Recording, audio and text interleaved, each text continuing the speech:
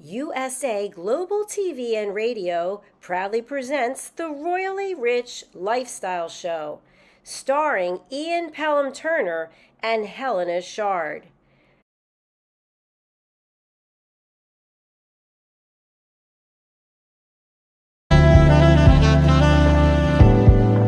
Welcome to USA Global TV and Radio, where our mission is to provide education, entertainment, hope, and inspiration. USA Global TV and Radio connects you with experts and audiences all around the world every single day to help you succeed in business and to live a richer life. Visit us at usaglobaltv.com to learn about career and life-changing training and mentoring programs like the Listening Mentor. Subscribe to our newsletter to stay informed about our special programs and offers. Discover how you can become a guest on one of our shows or a host or producer of a USA Global TV and Radio show of your very own. That's USA Global TV and Radio, where the doctor is always in.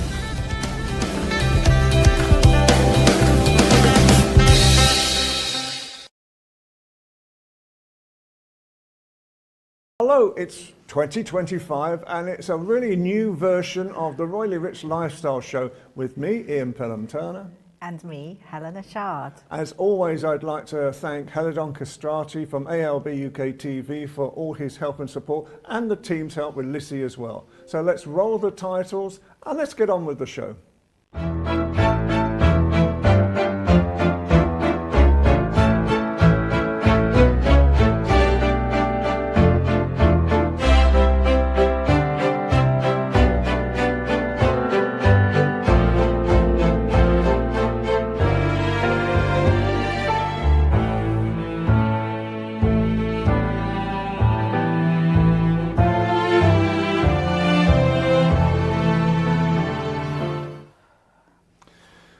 Well, as always, Helena's got some really great royal news for us, and it starts off with Kate. It's happy birthday time.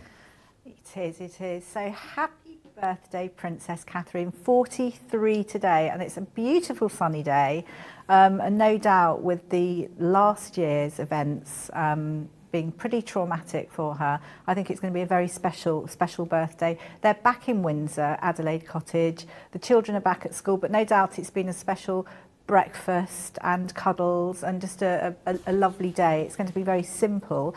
I know that she's released a photograph. I think Prince William released it with the children, a special birthday one. And it was this time last year that she was admitted to hospital with abdominal surgery. That's a bit of a mouthful.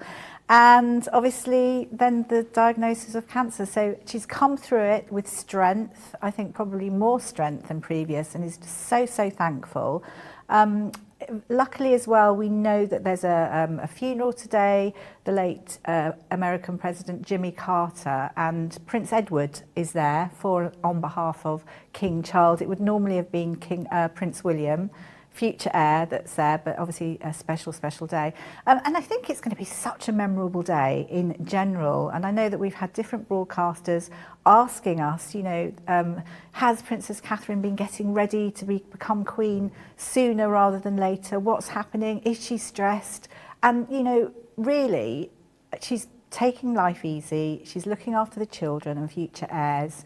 I think both of them are a real star couple actually now, with Prince William standing in, taking centre stage, being the great guy, meeting Trump and various people.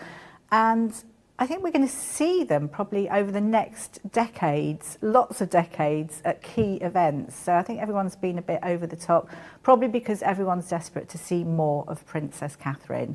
But obviously wishing them well. And I've got a feeling there's going to be there's going to be Louis playing the drums, Charlotte will be being a great ballerina, we'll have George who'll be doing the photography, and Prince William making breakfast. That's my thoughts, and lots of lovely presents. And I think, what do you think, Ian? What are your thoughts? I think, as always, thank goodness she's got through the issues that she's gone through. That they've been putting out some reports recently that sort of showing her looking much more happy again with the rest of the royal children as well, and William. So we wish them all the best.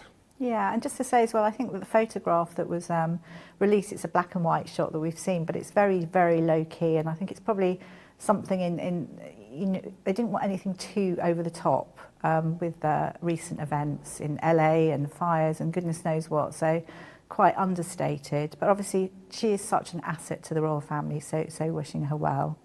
And also interesting as well, I was thinking about Prince William being voted the most sexy bald man for the second year running. So that was an award he was given, how he's really come into himself, which is good, and which leads on nicely to the honours system. So we're so lucky here in the UK, I think, in how people are awarded with medals and various things for their achievements in public life, so for serving and helping, and I think we're really, really, really, really lucky. I think merit and bravery comes into it as well. And it happens twice a year, and I know King Charles has knighted various people. Sir Stephen Fry, one of the ones that I'm really happy has been knighted. He's obviously known for his comedy and Blackadder, but I think it's more to do with his services to mental health awareness and the environment. So obviously when you're knighted, you're touched by a sword. But there are also the others, which are CBE, and that's the Commander of Most Excellent Order of the British Empire. OBE, that's officer, and the MBE, which is member. But the knighthood, I think, is the most special. But also to remember as well that I think the Royal Companion of the Order of the Companions of Honour, Princess Catherine, was given that by King Charles last year, or was it the year before? And that's something very special. That's recognising outstanding achievements and major contributions over a long, long period of time. And I think something like 65 people can hold that only. So isn't it great that we have that system in place? Absolutely, and I'm still waiting for mine 58 years, 59 years after personally promoting the royal family. No doubt one day they'll get round to me. Anyway. They will. But also just remember, who's the one person that really, really wants it that didn't get it this year, but will? Who is it? David Beckham. Of course. But he will, because obviously he's. Wow. It's thought, you know, people think about it months and months in advance. So yeah. I reckon next year will be his time. And finally, Meghan. Yes, so yesterday, 5 years yesterday, was the time that they put out on their social media that they were leaving the UK to go to America and start new adventures. It upset the royal family. They didn't speak to anyone, and it was just put out. But leading into, obviously, they have this mega deal with Netflix. Some of the productions have been a little bit of a flop, one of those things. But I think the most recent thing that's come out is With Love Meghan, I think that's it. And it's the new cookery show, lifestyle show that Meghan is part of. It's had a bit of I don't know, lots of people have said what they think about it. I mean, I think really what's happening is Meghan's going back to her influencer days when she had the TIG and things like that. So she has a new Instagram account. We have seen a trailer. It does look like it's reinventing the wheel, but it's something that she wants to do. So let's see. Who knows how well it's going to do. I think it's a bit of a take on Martha Stewart, but it's shot very well by Netflix, and it begins on the 15th, so we'll see. And I think there's only one thing. I think it's Meets Me at the Lake, which is another production that possibly will come out soon. So With Love Meghan, the new cookery lifestyle show. What are your thoughts, Ian? I hope she does well this year. I think she's much maligned at the moment, and I wrote a piece recently for another channel just to sort of say that I think, leave them alone now and just let them get on with what they want to do, and the royal family could get on with what they want to do. Yeah, I mean, actually, I don't think the royal family will be interested in it one bit. And again, it's media that's creating this sort of fight. I think it's just something independent of them. But anyway, there's lots of royal news, but that's it for now, unless, Ian, you have some more to give. No, well, I've got our general news now. So this is a new part of the show that we'll be doing in 2025 as well, just talking about some sort of general news that is happening in Britain. So we start off with the CPTPP. This is UK joins an Asian trade club. It is in the Asia, Pacific, Japan, Australia, and it has over 500 million people that we could potentially sell to. The Comprehensive and Progressive Agreement for Transatlantic Pacific Partnership. It is quite a mouthful just to sort of say that. And it goes out to 11 nations now. So 11 nations that we are now joining will give us trade, will reduce trade barriers, I should say, and actually increase the amount of opportunities to sell to those countries as well. And the countries include Australia, Brunei, Canada, Chile, Japan, Malaysia, Mexico, and New Zealand, Peru, Singapore, and Vietnam. What do you think, Helena? Do you think this is going to be something of interest?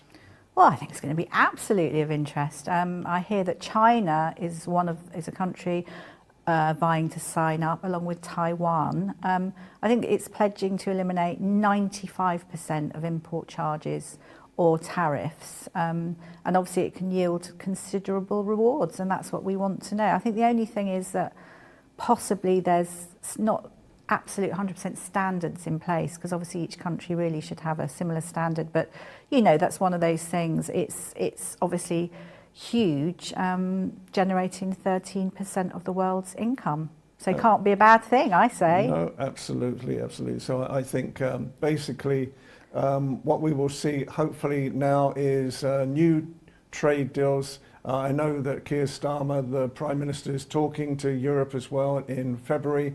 And so we will see all sorts of new trade deals, a more prosperous Britain for 2025. Thank goodness, and that's what we need to sort of do. And then we move on to Jaguar cars. And Jaguar cars have got themselves into a bit of bother at the moment because they've created this concept car called the 00, Type 00, that was released in Miami. And it's in two colours, white, Miami pink and London blue.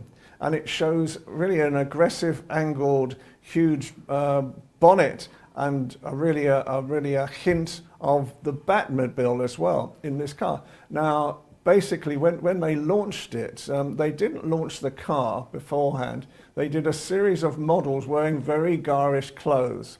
And Elon Musk, the famous car manufacturer and billionaire, said, "Are you making cars anymore?" That was his comment at the time. So what do you think of this new concept car?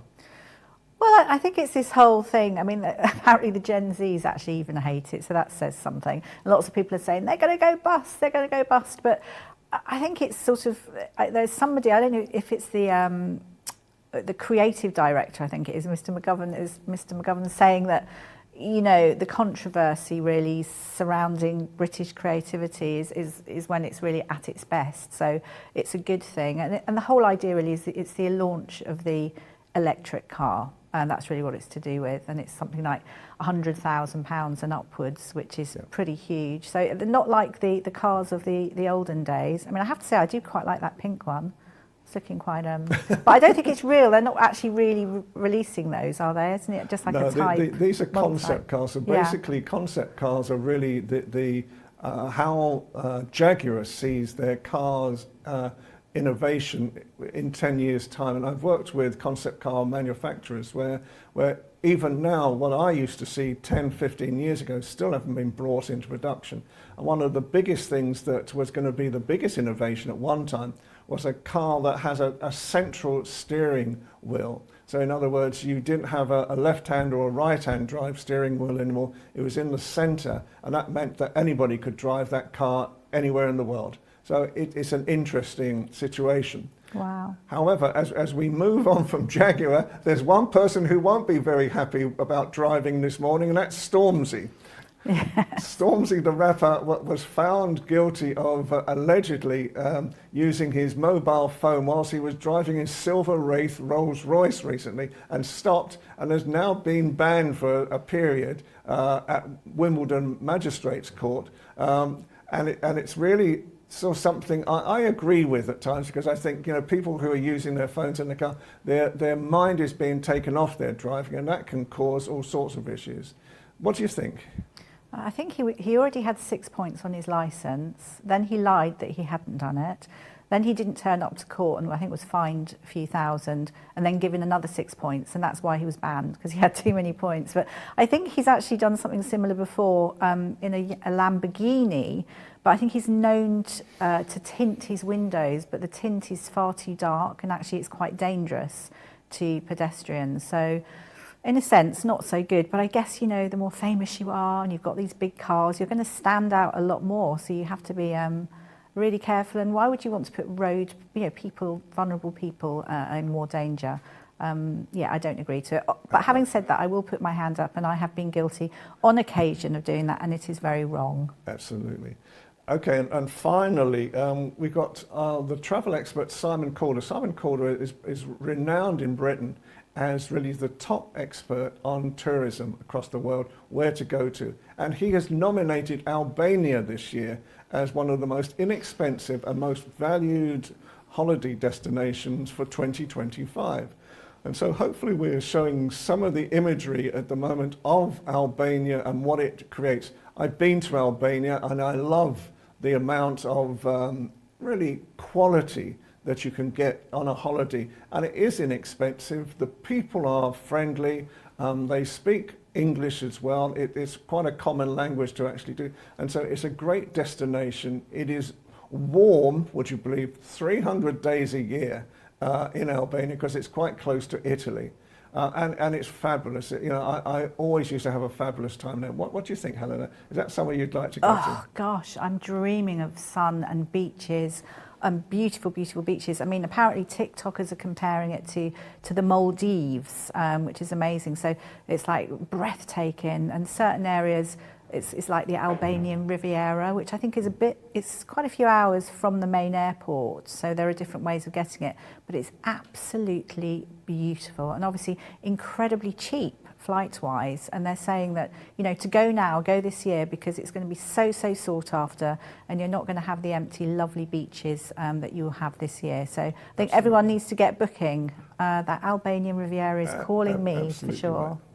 And finally, GB News, which is one of the big TV channels in Great Britain, they've been reporting this morning that 20% of Albanians have been arrested, which you know, it just slightly is. The reality is that, yes, these are people who have come into the country illegally, have been arrested as well, and they're one of the sort of the largest groups.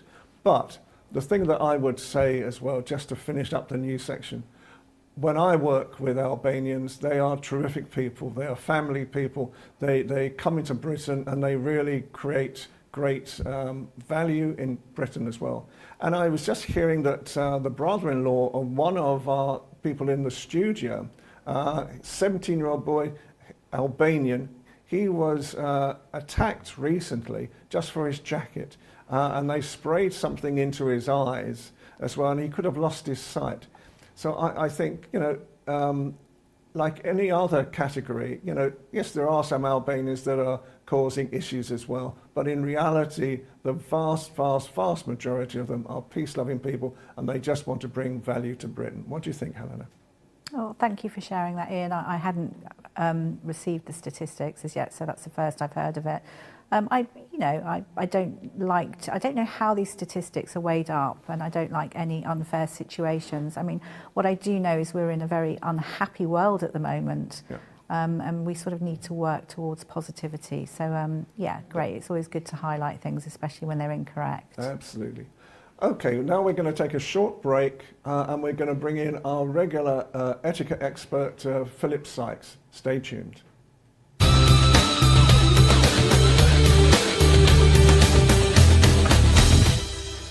So welcome back to another popular part of our show, which is with Philip Sykes from the British School of Excellence. Philip, good afternoon. Hello, Ian. Happy New Year to you and Helena. Happy New Year to you as well. So can I just start the question, first of all, by asking, what do you think are your plans for the British School of Excellence in 2025? Sure, that's a big question, Ian. The plans are to continue growing the business on a global basis, to really make as much impact as we can around the world, and really encourage people in various parts of the world to join us as partners.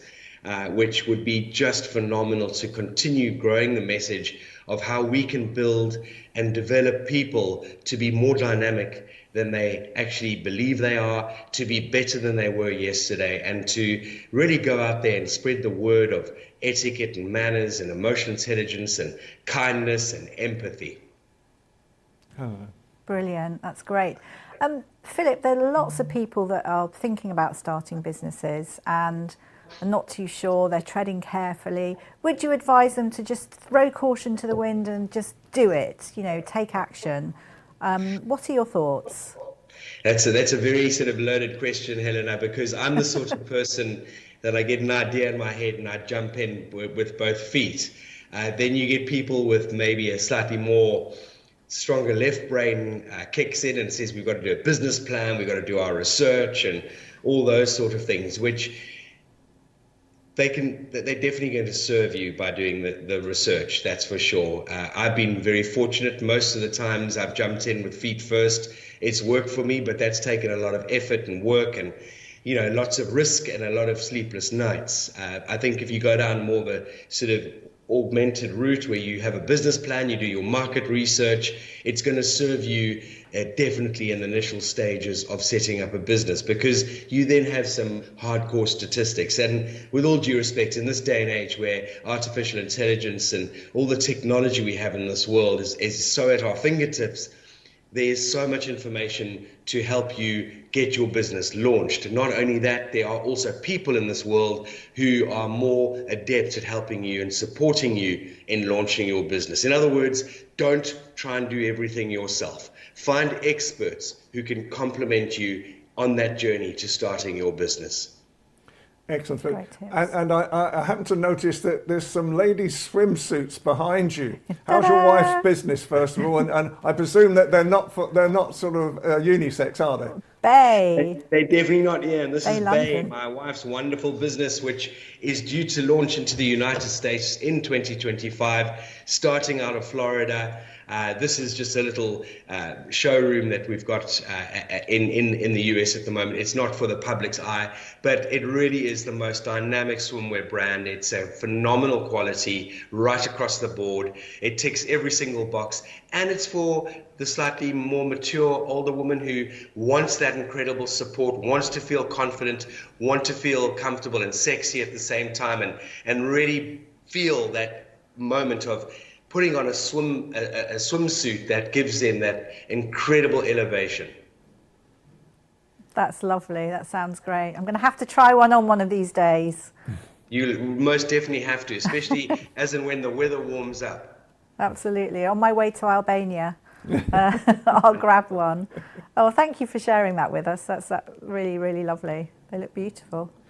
And Philip, you talk about businesses. How important will America be to you? Because I know you're in America at the moment as well. How important will America be to you in the growth of the British School of Excellence? That's a wonderful question. It's going to really make a huge impact on the brand. The people I've worked with here in the US are just phenomenal, very open-minded, very keen to embrace, very keen to grow, and really take on new challenges. So for me as an organization, I really want to bring the quality and the level and the standards that we've managed to establish out of the United Kingdom and other parts of the world, and really introduce that here into the USA. And by no stretch of the imagination, the word British is trying to trample the USA on any level, not at all. It's about, bringing incredible quality of all nations together and helping companies grow and expand through the dynamics of their people, the people that they embrace and employ. Excellent. And finally, because I know we've come in slightly late to you today, and I know you're very pressed for time. So can I ask finally, how can people get in contact with you again? Certainly. hello@thebritishschoolofexcellence.com.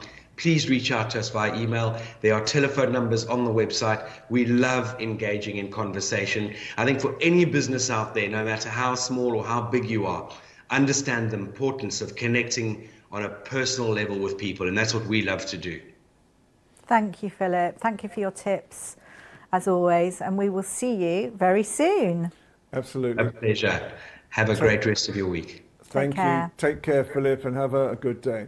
And now Thank we're just going to take another short break, and we're going to bring on our final guest today, an expert, Nancy Duan. Stay tuned.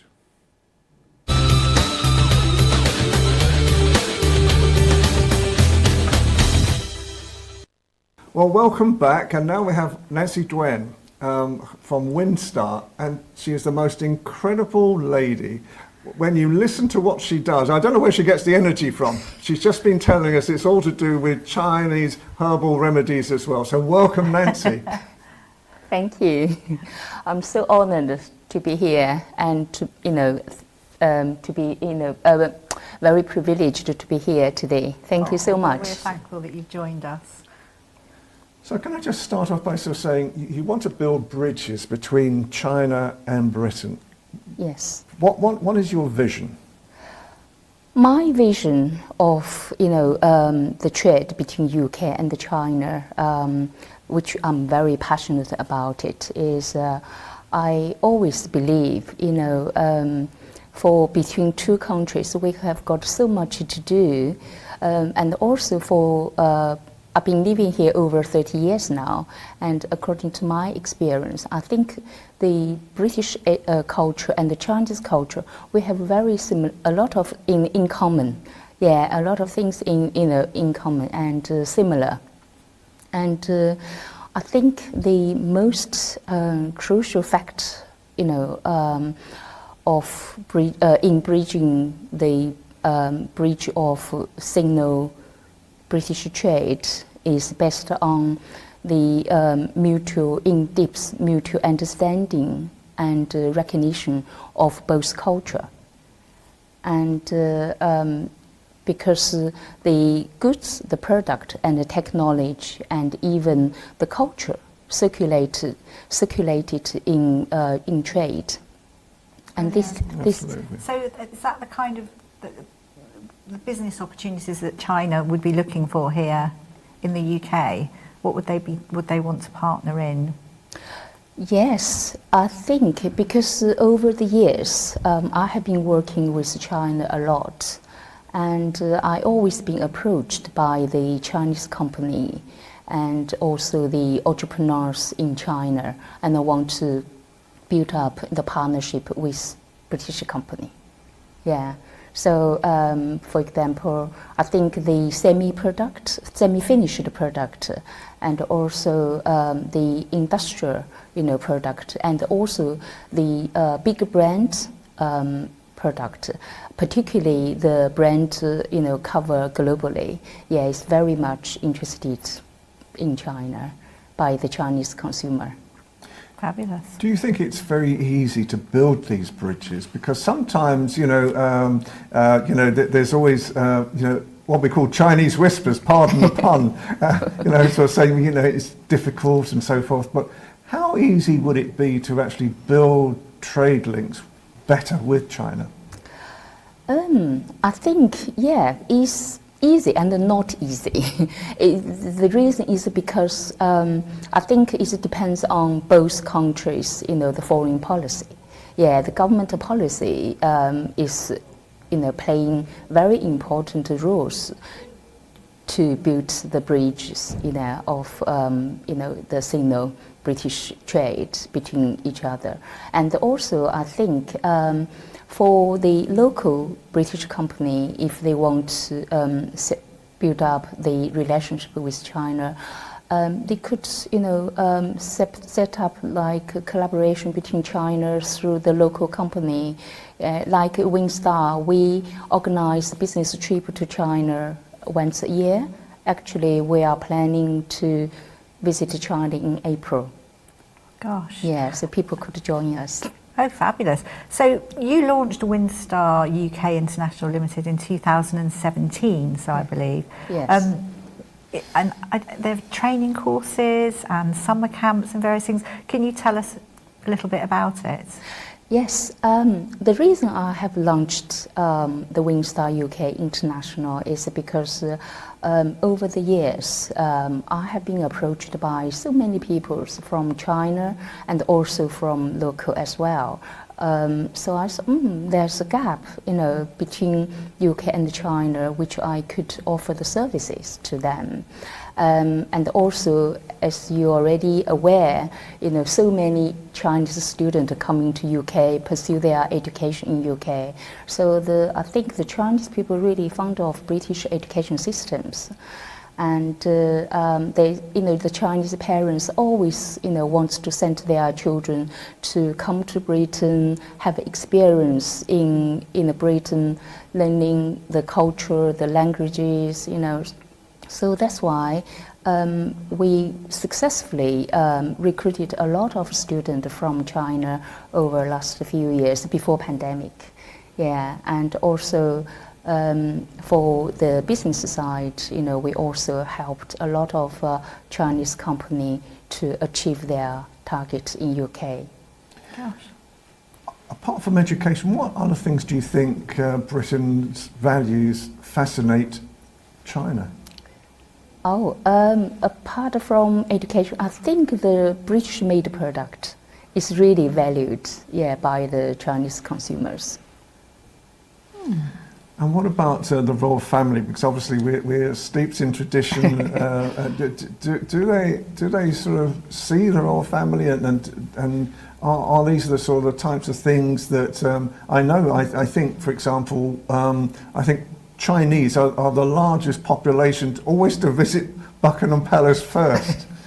Yes, I think royal family, every time, when the Chinese visitor come into UK, they always want to visit London, and the first place they would like to visit is Buckingham Palace. It's always, packed with Chinese visitors.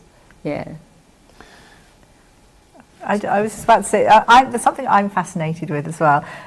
You're the deanery synod, is that right? Of St Leonard Church. I was interested in that. I didn't quite understand it, but it sounds interesting. Yeah, because I've been baptized in 2010. So I become Christian now. Yeah, so I always go to church. And there was opportunity for me to visit that church. It was when they had a garden show, the flower show in the church, because I always, interested in gardening work. So I said, and then I visited that church, and I just, find the people so friendly, and it's a beautiful church with the, the rich history, and also it's very close to me. So that's why how I go there now. And then afterwards, they offered me this place. Would you like to become the deanery zealot? So I said, oh yeah. So I've been offered the place to do some work for the church. Yeah. You have to be very organised. Yeah. And on Sunday, I normally go to the Sunday service, and I, very much, believe education will change people's life, and education certainly changed my life. Yeah, so I really want to help, the church, the students, the children in the church. So I involve a lot of, the teaching with children in the church, and also now I'm part of the intercession. So I lead the prayer in the church as well. So I really enjoy it. Gosh. And didn't I remember you saying that you worked with food banks or something as well? Yes, I do working with food bank. Constantly donate some food to the food bank, because when I first came to this country, honestly, I only have one suitcase and one hand luggage. But now, look at what I got. So I think it's good for me to return to the society. Yeah, and I just can't, stand, particularly in the winter, people starving. Yeah, yes. So I like the idea, donate, to the charity. Absolutely, and to help. And you're incredibly creative. I know that you love your oil painting, and you sold, I think, a painting, during COVID. Yes. And raised some money, which is great. Because you've got the business side of you and you've got the artistic side, it's really great. But did did something with arts and culture workshops. Yes. But this was a while ago. That's Yeah. interesting. How does that work? Yeah, that was a long time ago, because I always interested in arts. Yeah, and actually I wanted to do the arts in the university. But you know, Chinese parents, they always think, you know, doing some other subject rather than art. Yeah, so eventually I couldn't fulfill my dream to be artist. Yeah, but I always interested in arts, and so one of the local school invited me to, you know, offer the arts workshop to them. So I just shared my arts knowledge with them. And since then, I've been, you know, approached by different organizations and the schools to offer the arts workshop. So I did quite a lot. That was a long time ago. Even some British museum as well. Perfect. So you do all this creative stuff now, though, don't you? Which is good. Yes. And also, you mentioned about import and export. Mm-hmm. Is this still to do with students or is this products? Yeah, the import-export, which I'm working on now with my business partner. So because, again, I've been approached by so many people from local companies. They would like me to help them sourcing from China. So we help them to, you know, import goods from China, particularly the construction materials at the moment. Yeah, and also because the Chinese people like British-made product, so we also export some product to China as well. Gosh, yeah. so you're the go-to woman, I think, from both sides. It's great. Yeah, I just love doing things because, you know, life is a single ticket. You never can return. So I just love doing things. And the summer camps, so just give us a little bit more of a vision of what and how you feel these summer camps work. And the idea, as I understand it, is that Chinese students and British students can come together, schools can come together, and you can start building bridges between school children or students, both in Britain and in China as well. How does that work? Yes, for the summer camp, at the moment, actually, we're doing 2 ways, not just the Chinese students come over to England. We also sent British students to China. In 2015, we sent about 13 British students from Oxbridge universities, to teach in China, to teach English in China. So, and I thought, I think it's very important, you know, to, you know, understand each other rather than just Chinese students come over here to learn British culture, you know, the languages. And also, I think a lot of British students, they would like to learn Chinese culture as well. So I thought I could offer the opportunity for them to go to China. Actually, one of my friend's son came to our summer camp in China and he really enjoyed. Yeah, so I think this way also help the both, you know, culture to understand each other, particularly for young people to meet each other, to communicate each other. It's really, you know, amazing thing. That's how I believe. Absolutely. And with these, the business trip in April, where are you going to take the businessmen from Britain to? Because I know you're going to several different provinces, aren't you? Yes. At the moment, we are planning to bring them to Beijing to see the Great Wall of China and the Forbidden City. I think this is amazing place for British, you know, people. If they are, you know, I mean, if this is the first visit to China, I think it's really important for them to understand the Chinese culture. Yeah, and also we're going to visit the Xi'an city, which they could visit the, you know, the Terracotta Army. Yeah, it's another amazing place. And then we going to bring them to Shanghai to see the modern Shanghai, and also Shandong province, because we have got a lot of links with the Shandong province.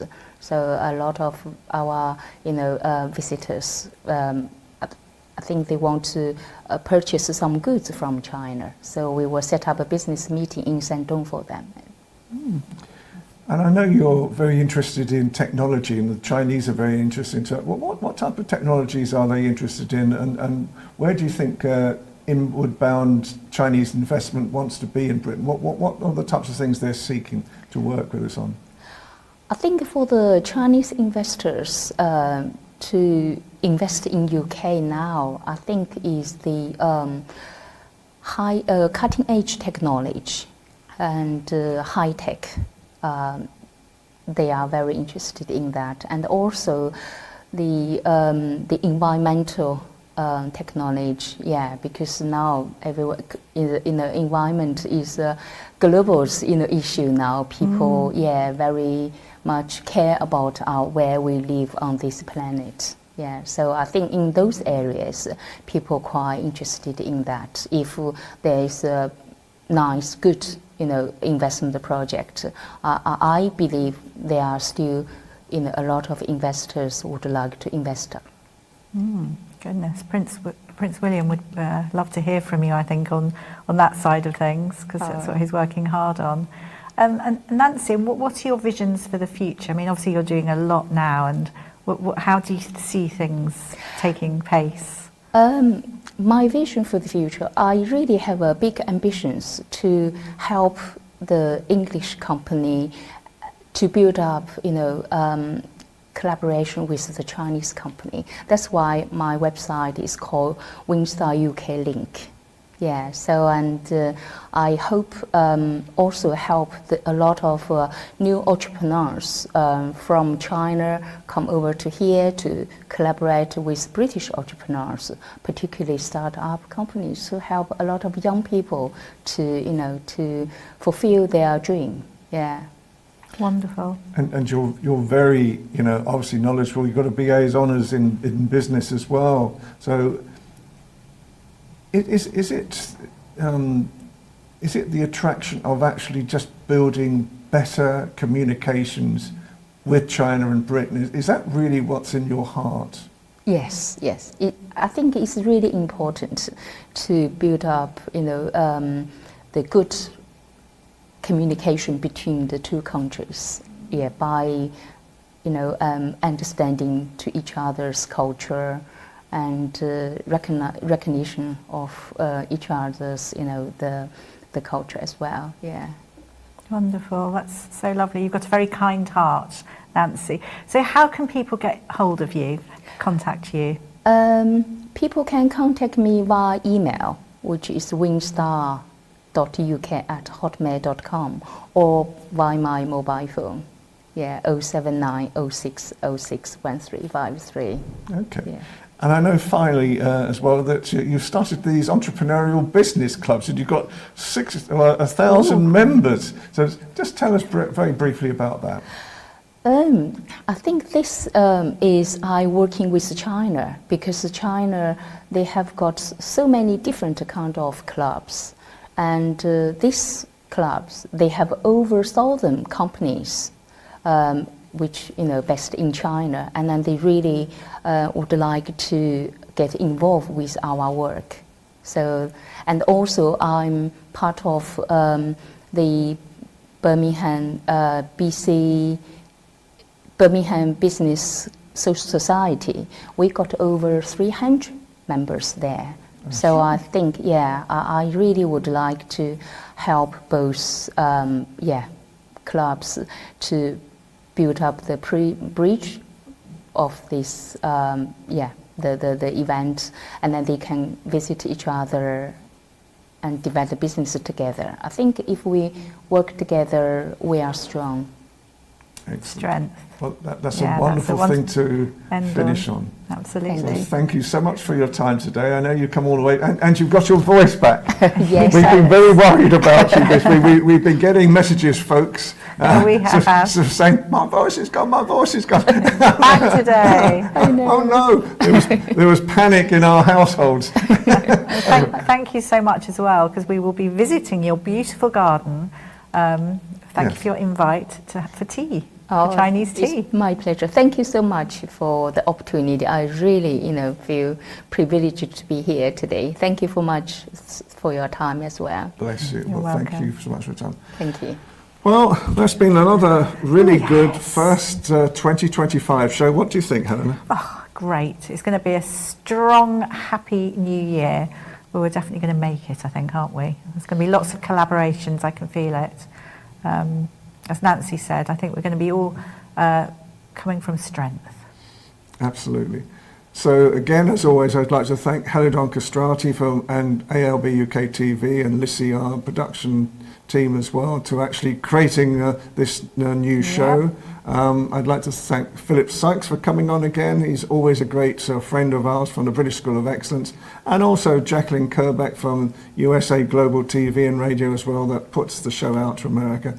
And hopefully at the moment we're talking about new places where you will see the show soon. I got called by Seychelles last night, so who knows where we're going to be soon. You were talking to Seychelles, I was talking to America. Well, there we go. So there we go, international. There we go.